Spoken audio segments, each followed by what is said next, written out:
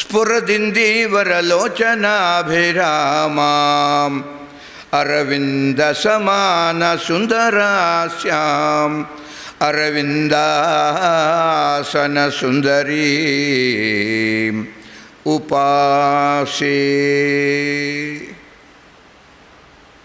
ಅಂತರಾಯತಿಮಿರೋಪಶಾಂತಯೇ ಶಾಂತಪಾವನಮಚಿಂತ್ಯ ವೈಭವಂ ತಂ ನರಂ ವಪುಷಿ ಕುಂಜರಂ ಮುಖೇ ಮನ್ಮಹೇ ಕಿಮಪಿ ತುಂದಿಲಂ ಮಹಃ.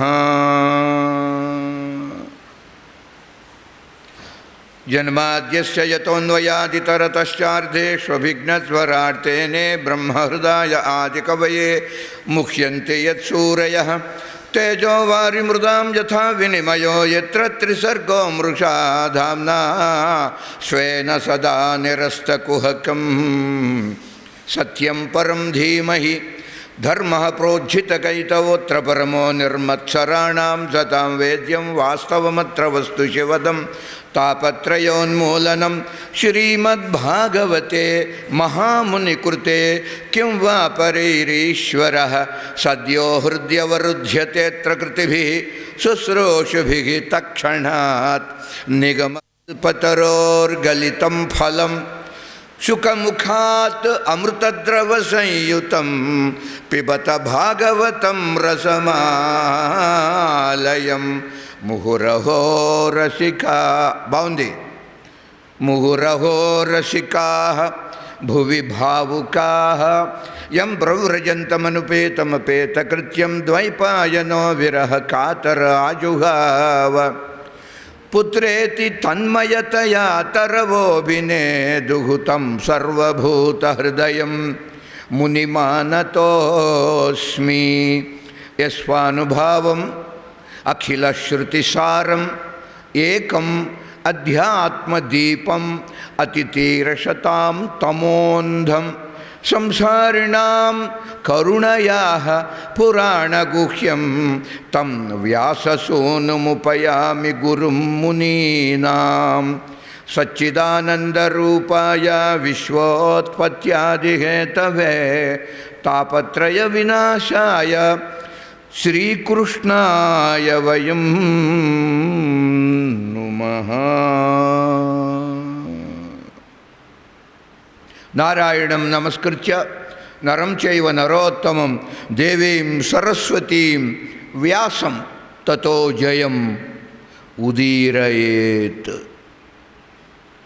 ನಾಮಸಂಕೀರ್ತನಂ ಯಸ್ಯ ಸರ್ವಪಾಪಪ್ರಣಾಶನಂ ಪ್ರಣಾಮೋ ದುಃಖಶಮನಃ ತಂ ನಮಾಮಿ ಹರಿಂ ಪರಂ. ನಾಸ್ತಿ ನಾಸ್ತಿ ಕಲೌ ನಾಸ್ತಿ ಹರಿನಾಮ ವಿನಾ ಗತಿ. ತಸ್ಮಾದ್ ಯತ್ನೇನ ಜಪ್ತವ್ಯಂ ಹರೇರ್ನಾಮೈವ ಕೇವಲಂ. ನೀಪಾದಕಮಲ ಸೇವಯು ನೀಪಾದಾರ್ಚಕುಲತೋಟಿ ನೆಯ್ಯಮುನೋ ನಿತಾಂತ ಅಪಾರ ಭೂತದಯಯುನೋ ತಾಪಸಮಂದಾರ ನಾಕುದಯಸೇಯಗದೇ.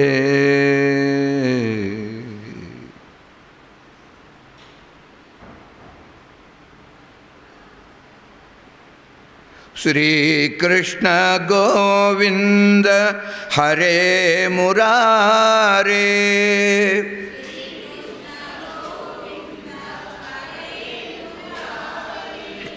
ಹೇ ನಾಥ ನಾರಾಯಣ ವಾಸುದೇವ.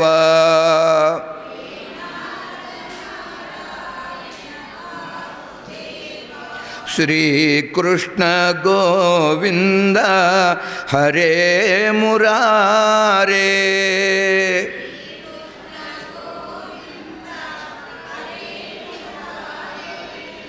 ಹೇ ನಾಥ ನಾರಾಯಣ ವಾಸುದೇವ.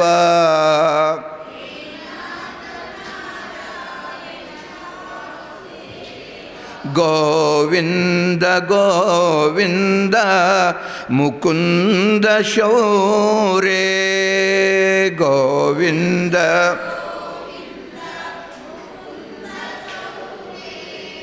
గోవింద దామోదర మాధవేతి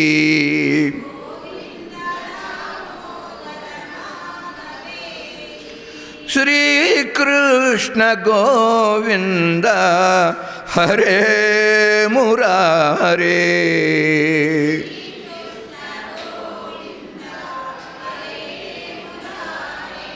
హే నాథ నారాయణ వాసుదేవా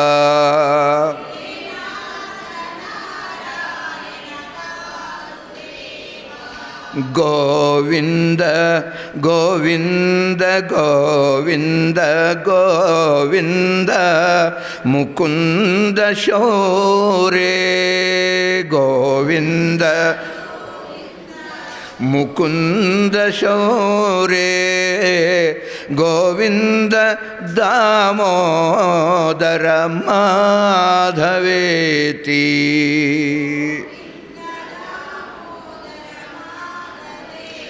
గోవింద దామోదర మాధవేతి భక్తవత్సల భగవానికి జై. హర నమః పార్వతీపతయే హర హర మహాదేవ.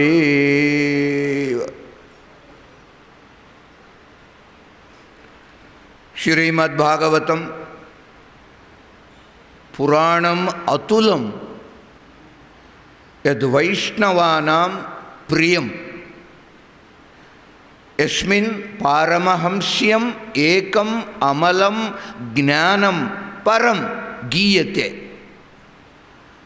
యత్ర జ్ఞాన విరాగ భక్తి సహితం నైష్కర్మ్యం ఆవిష్కృతం తచ్ఛృణువన్ విపఠన్ విచారణపరః భక్త్యా విముచ్యేత్ నరః.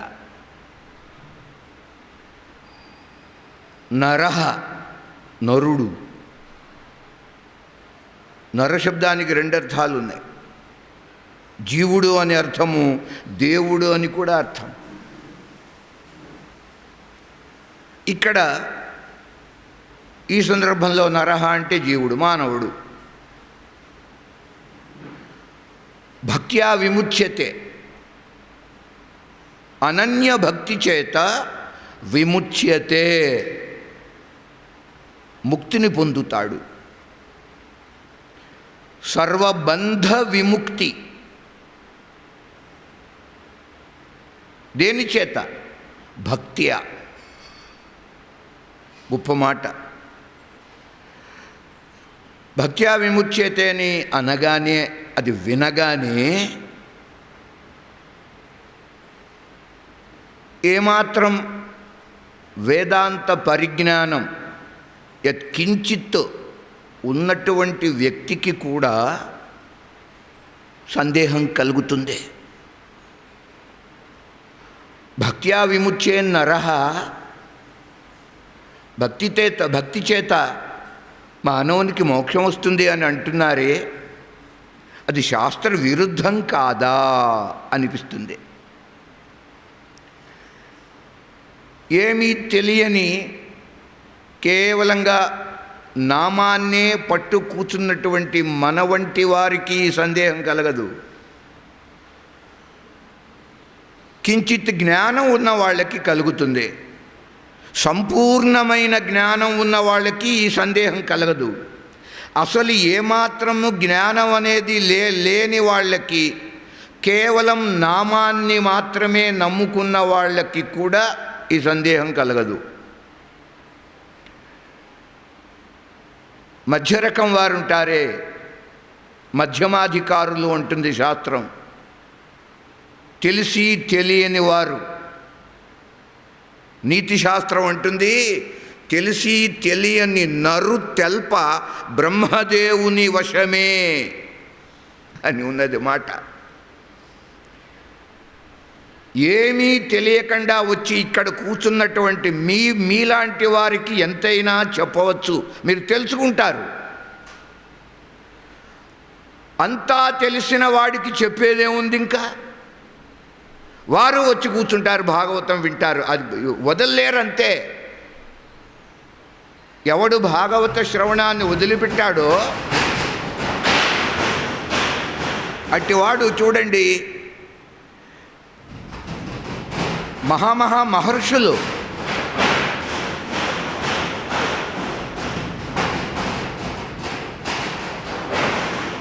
శుకాదులు, వామదేవాదులు వారు కూడా భాగవతాన్ని చివరి వరకు విడిచిపెట్టలేకపోయారట.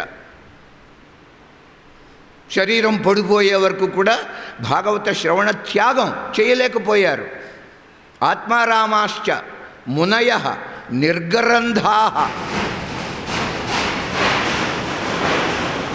అపి ఉరుక్రమే కుర్వంతి అహైతుకీం భక్తిం ఇత్థం భూతగుణో హరి. భాగవతంలో శ్లోకం ఇది. సర్వము తెలిసిన వారు కూడా భాగవత శ్రవణం వదిలిపెట్టుకోరు. కానీ మధ్యలో రకాలుంటాయే, అట్టి వారికి ఇలాంటి సందేహాలు కలుగుతూ ఉంటాయి. ఎందుకని అంటే శాస్త్రము ఏమంటుంది?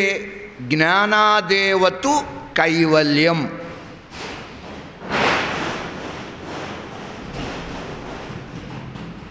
జ్ఞానాదేవతు కైవల్యం అంటే మోక్షం అనేది కేవలము జ్ఞానము వలననే కలుగును. అది ఉపనిషత్తు. ఇది ఉపనిషత్తు మాటకి ఇంకా తిరిగే ఉంటుందండి. జ్ఞానాత్ ఏవ, జ్ఞానము వలననే ముక్తి. ఇది అన్వయక్రమంగా చెప్పిన మాట. ఈ మాటనే వ్యతిరేకంగా కూడా ఉపనిషత్తు చెప్పింది. అంటే రెండు పద్ధతులు ఉంటాయి, అన్వయ వ్యతిరేకాని. అన్వయం అంటే సకారాత్మకంగా చెప్పటం, వ్యతిరేకం అంటే నకారాత్మకంగా చెప్పటం. సకారాత్మకం అంటే సర్వమున్ అతని దివ్య కళామయము, ఇది సకారాత్మకం. అంతా దేవుడే, అంతా భగవంతుడే, సకారాత్మకం. నకారాత్మకం అంటే ఇది దేవుడు కాదు, ఇది దేవుడు కాదు, ఇది దేవుడు, అలా ఏది భగవంతుడు కాదో దానిని చెప్పటం, ఇది వ్యతిరేకం. సో రెండు పద్ధతులు ఇక్కడ చూడండి. ఋతే జ్ఞానాన్న ముక్తి, జ్ఞానాత్ ఋతే, జ్ఞానము లేక మోక్షము లేదు, తిరుగులేని మాట. ఇది సిద్ధాంతవాక్యం. జ్ఞానం లేకపోతే మోక్షం లేదు. కానీ విచిత్రంగా చూడండి, భాగవతం అంటున్నది భక్తి వల్ల మోక్షం వస్తుంది అంటున్నది. మరి ఇది వేద విరుద్ధం, ఉపనిషత్తు విరుద్ధం, శాస్త్ర వ్యతిరేకం కాదా? వెంటనే అనిపిస్తుంది. ఎవరికి అంటే భాగవతం తెలియని వాళ్ళకి. భాగవత శ్రవణం ఒక్కసారి కూడా ఎవరు చేయకుండా ఉంటారో అట్టివారికి మాత్రమే ఈ సందేహం కలుగుతుంది. కానీ భాగవత పురాణం ఏముంటున్నది? భక్త్యా విముచ్యతే, భక్తితో నీకు ముక్తి. మరి ఆ భక్తి ఏ కోవకు చెందినది, ఏ స్థాయికి చెందింది, దీన్ని బట్టి ఏమర్థం చేసుకోవాలి? ఎలా విషయాన్ని గ్రహించవలే అంటే భక్తికి పరాకాష్ఠ జ్ఞానం.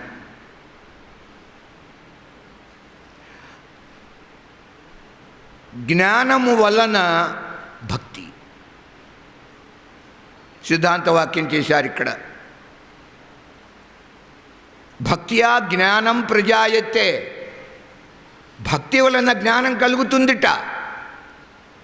అంచేత భక్తి వల్ల కూడా మోక్షం ఉన్నది అని భాగవతం చెబుతున్నది. అలాంటి భాగవత భక్తి వేరు, మనం అనుకునేటటువంటి భక్తి వేరు. మొదటి రోజు మహాత్మ్యంలో కొంతవరకు దీని గురించి చెప్పుకున్నాం.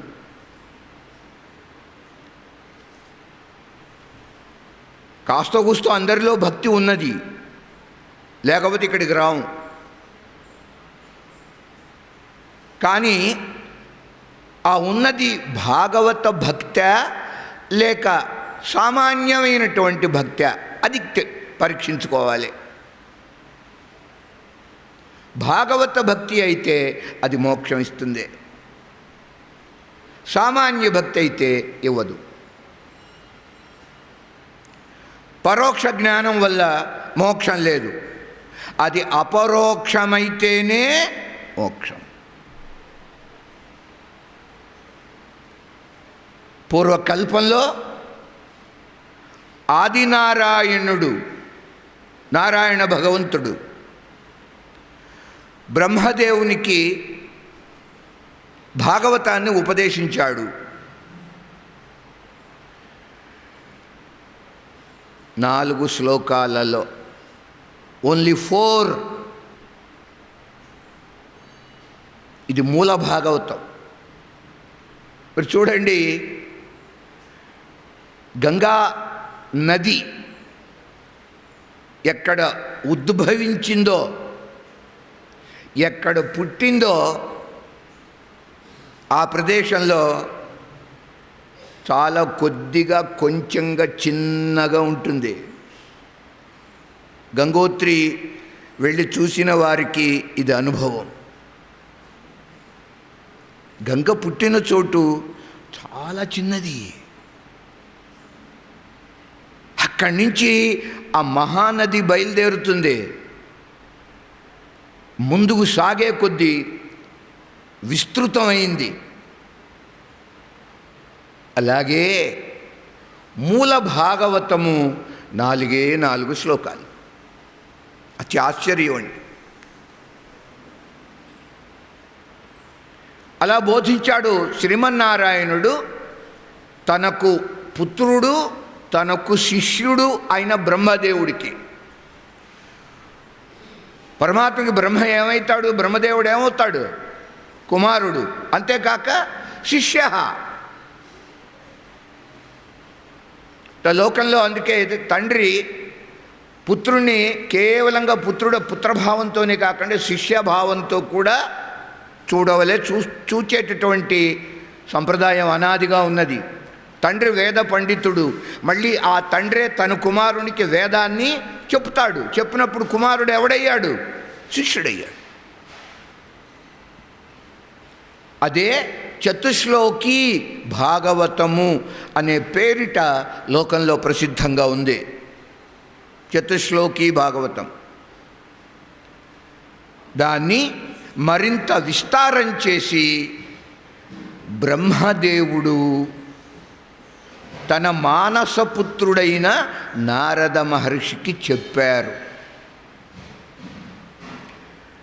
సంగ్రహోయం విభూతీనాం త్వమేతద్ విపులీకురు అన్నాడు బ్రహ్మ. సంగ్రహోయం, నారదా, నేను నీకు చెప్పానే ఈ భాగవతము, ఇది చాలా సంగ్రహం, సంక్షేపం, సంక్షిప్తం. నీవు దీనిని విపులీకురు, విస్తరించవలే అని బ్రహ్మదేవుడు నారద మహర్షికి ఉపదేశం. చూడండి, ఎందుకు అంటున్నావు ఈ మాటలో? 4 శ్లోకాల భాగవతము ఇప్పుడు ఈ రోజున 18,000 శ్లోకాలతో విరాజిల్లుతోంది. ఎక్కడ 4, ఎక్కడ 18,000 అండి. నక్క ఎక్కడ, నాకలోకం ఎక్కడ? ఆశ్చర్యం కాదండి. చిత్రం ఏమిటంటే ఆ 4 శ్లోకాలలో చెప్పినప్పుడు బ్రహ్మదేవుడికి భాగవతం అంతా తెలిసిపోయిందిట. మొత్తం గ్రహించాడు బ్రహ్మదేవుడు 4 శ్లోకాలు. మనం గ్రహించగలం అట్లా? మన కోసం 18,000 శ్లోకాలు. బ్రహ్మదేవుడు లాంటి వాళ్ళకైతే 4 చాలు. ఎందువల్ల అంటే వేదసారమే కదా భాగవతం. ఆ బ్రహ్మదేవుడు చతుర్ముఖుడు, చతురానన, 4 ముఖాలు. ఒక్కొక్క ముఖంలోంచి ఒక వేదం వినిపిస్తూ ఉంటుంది. 4 ముఖాల నుంచి 4 వేదాలు. అర్గ్వేద, యజుర్వేద, సామవేద, అథర్వవేద, 4 వేదములు ఏ బ్రహ్మ యొక్క 4 ముఖాలను ఉంచి వినపడుతూ ఉంటాయో అట్టి బ్రహ్మదేవుడికి 4 వేదాలు కదా, 4 శ్లోకాల భాగవతం. అద్భుతమైనటువంటి వ్యాఖ్య భాష్యం లేకపోతే ఆ శ్లోక తాత్పర్యం ఎవరికి తెలిసేది కాదు. ఈ చతుశ్లోకిలో మొదటి శ్లోకం ఎంత గొప్పదో మాటలు చాలవు. వ్యాఖ్యానం రాసి వారన్నారు వ్యాఖ్యాతలు, నా బుద్ధికి తోచింద ఇంతే, నాకంటే గొప్ప బుద్ధిమంతులు ఉంటే వారు ఇంకా కూడా ఎక్కువగా తాత్పర్యాన్ని, అర్థాన్ని చెప్పగలరు. ఇది గొప్ప శ్లోకం.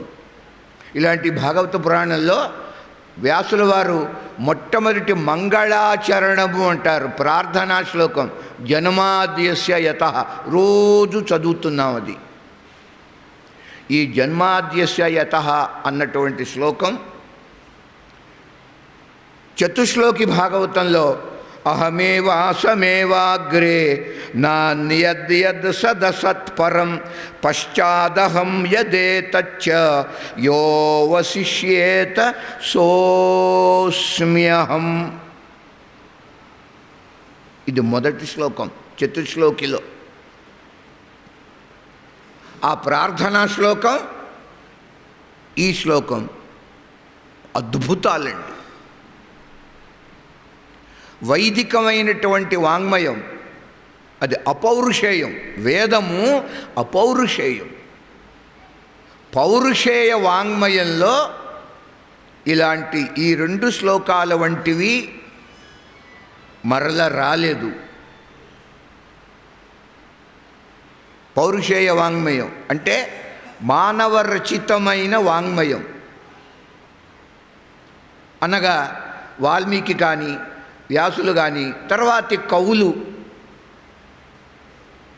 అంత గొప్ప 2 శ్లోకాలు. అహమేవ ఆసమేవ. ఈ మొదటి శ్లోకం ఉన్నదే అహం అనే శబ్దంతో ప్రారంభము, అహం అనే శబ్దంతో ముగింపు. ప్రారంభంలో అహం, శ్లోకం చివరిలో అహం. అహం అంటే అర్థం సంస్కృతంలో ఏమిటి అహం అంటే? నేను. చెప్పండి మరి, ఎందుకు భయం ఎందుకో? అహం అంటే నేను. అహం బ్రహ్మాస్మి అని ఎన్నిసార్లు విన్నారు? అహం నేను, బ్రహ్మ అస్మి అయి ఉన్నాను, నేనే బ్రహ్మని అయి ఉన్నాను. అహం అంటే నేను. ఎంత గొప్ప శబ్దం తెలుసా అండి. 50 వర్ణ రూపిణి. సంస్కృత వాంగ్మయ భాషలో ఎన్ని అక్షరాలు ఉన్నాయి? వర్ణములు. ఎన్ని వర్ణములు ఉన్నాయి సంస్కృతంలో? 50 అక్షరాలు ఉన్నాయి. పంచాశత్ అంటే 50. లలితా సహస్రంలో ఉన్న నామం అది. పంచాశద్ వర్ణరూపిణి, గొప్ప స్తోత్రం. 2 ఉన్నాయి. అయ్యగారి ఒక స్తోత్రం, అమ్మవారికి ఒక స్తోత్రం. ఇంకేం కావాలి మనకి? అయ్యా అమ్మ. అయ్యగారి స్తోత్రం విష్ణు సహస్రనామాలు, అమ్మగారి స్తోత్రం లలితా సహస్రం. జీవితానికి అవి చాలండి, ఏమి అక్కర్లే. ఇంక మనస్సు లయిస్తుంది, అంతర్ముఖత్వం కలుగుతుంది, బాహ్య దృష్టి పోతుంది, నామరూప దృష్టి పోతుంది, బ్రహ్మదృష్టి. బ్రహ్మదృష్టిరుత్కర్షాత్. వ్యాసుడు బ్రహ్మసూత్రములలో చిట్ట చివరి చెప్పినటువంటి మాట ఇది. ఈ సూత్రంతో వ్యాస సూత్రాలు అయిపోయినాయి. 555 సూత్రాలు బ్రహ్మసూత్రములు వ్యాసుల వారు రచించారు. ఆ సూత్రాలకి జగద్గురువులు శంకరుల యొక్క భాష్యం ఉంది. లేకపోతే ఆ సూత్రాలు ఎవ్వరికీ తెలిసేవి కావు.